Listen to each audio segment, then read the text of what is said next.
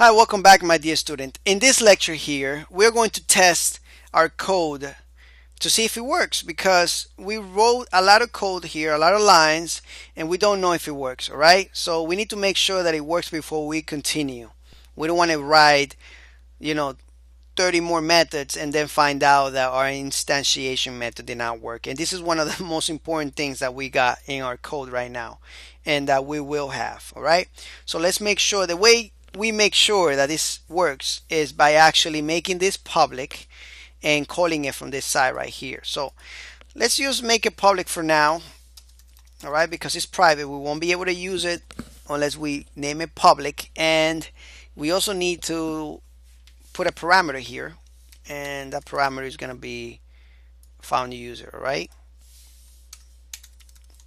Okay, and that's all we got to do on this side here.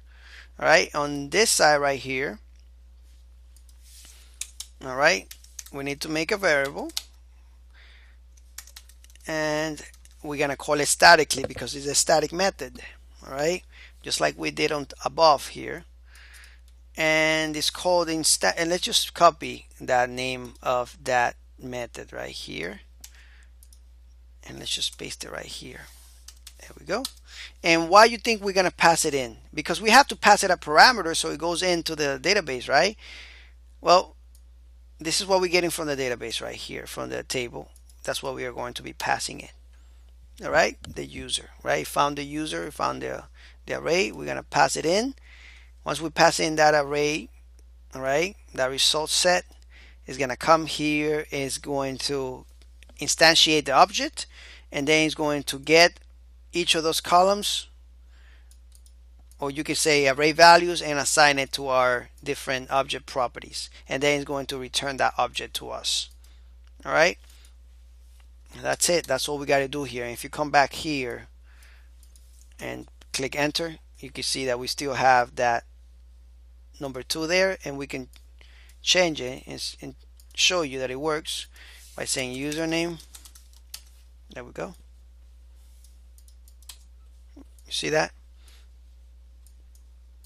So now we come back here, we can see that we eliminated a lot of code.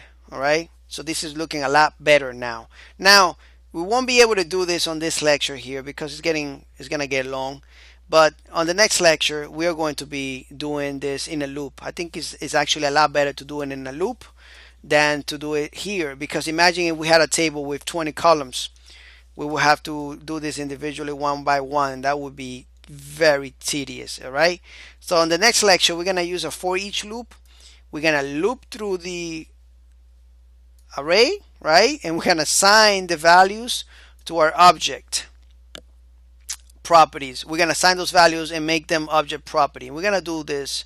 This is going to be really cool, right? And this is something that is going to allow you to become a better programmer and a master in object-oriented programming with PHP. All right, it's going to help you in your future applications. Anyway, thank you so much for watching, and I see you in the next lecture. You're doing a great job if you're following me. Take care.